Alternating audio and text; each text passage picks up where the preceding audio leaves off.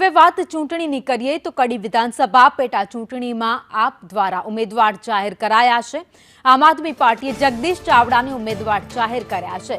આમ આદમી પાર્ટી પ્રદેશ પ્રમુખ ઈશુદાન ગઢવીએ નામની જાહેરાત કરી લડશે અને જીતશે તેવો ઈશુદાન ગઢવીએ દાવો પણ કર્યો છે। કડી અને વિસાવદરની જનતા આપ સાથે છે અને આપને સમર્થન આપી રહી છે।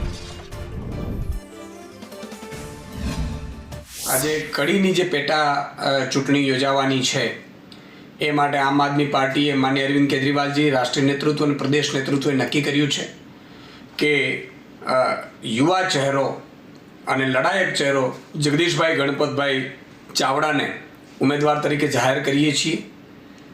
કડી વિધાનસભામાં તેઓ કડી સહિત આખા ગુજરાતના સર્વ સમાજના લોકો માટે એમણે અવાજ ઉઠાવ્યો છે।